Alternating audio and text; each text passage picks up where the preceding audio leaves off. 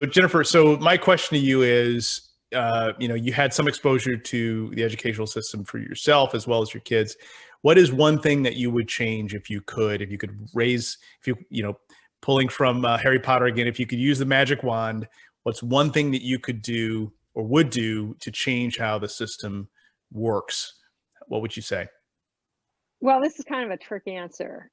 A complete paradigm shift. Hmm.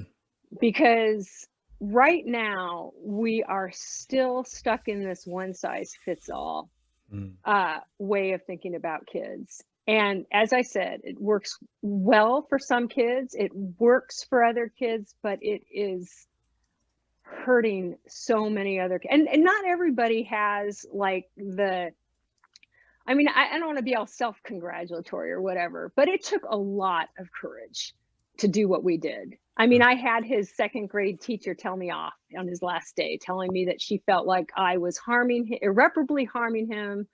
I was doing the wrong thing. I just had to say to her, I appreciate your input, but I know my son and I know this is the right thing for him, you know.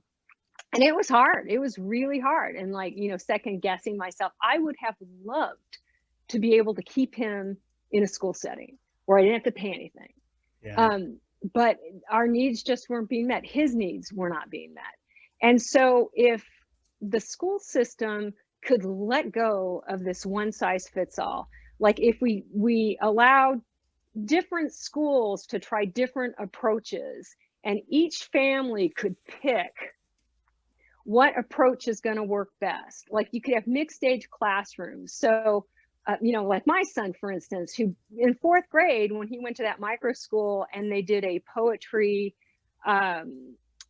unit, his writing took off. He published more poems in that poetry anthology, and he's a very strong writer today.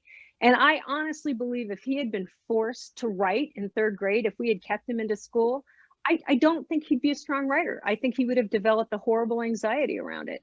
But yet he was ready to do fourth grade math in first grade. He was ready to read at a higher level. So if we had mixed age classrooms where there's no shame in being a later reader or a later writer or a later mathematician, where we could like serve all kids, like some kids need more hands-on, other kids are perfectly fine being lectured to, some need more Socratic dialogue. If we had like these different options that were, and parents got to choose that, I think it would be great. And I would have not felt the need to take him out of school.